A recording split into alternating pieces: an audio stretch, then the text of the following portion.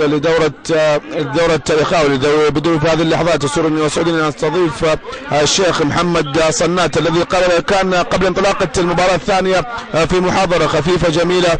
شيخ محمد صنات، الله يحبك عبر موقع الشبكة الإعلامية. حياكم الله وبياكم وجعل الجنة مثوانا مثواكم، وجزاكم الله على هذه التغطية المباركة. شيخ محمد، البطولة هي الأولى، بطولة ثقافية اجتماعية جميلة جدا، فكرتها كانت ممتازة جدا. اللجنة المنظمة حقيقة قامت بتجمع وتجميع عيال العمومة في مكان واحد لتقريب وجهات النظر للتقارب للتعارف.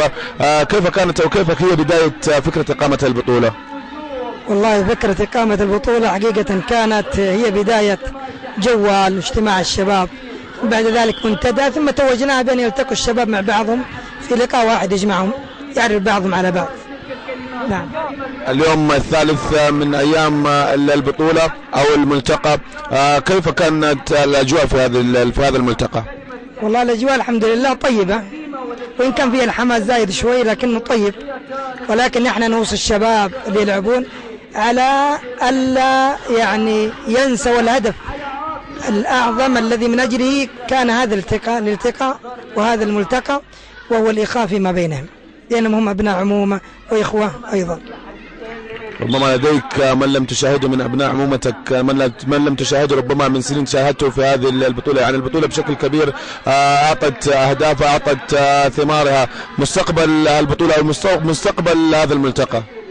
والله إن شاء الله مستقبل إن شاء الله أنه طيب، ونسأل الله أن يتمم بالنجاح.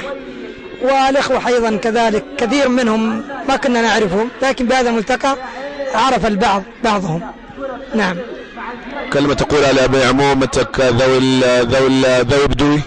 والله أقول أنهم لابد أن يجتمعوا على الإخاء والمحبة، وأن هذه الكرة هي وسيلة وليست غاية، إنما هي وسيلة، وإلا الغاية والهدف من نجتمع على الإخاء والمحبة والألفة. كلمة للشبكة الإعلامية. أقول للشبكة الإعلامية جزاهم الله خير على هذه التغطية الرائعة حقيقة، والأكثر من رائعة، وعلى مشاركتهم، وجزاهم الله خير.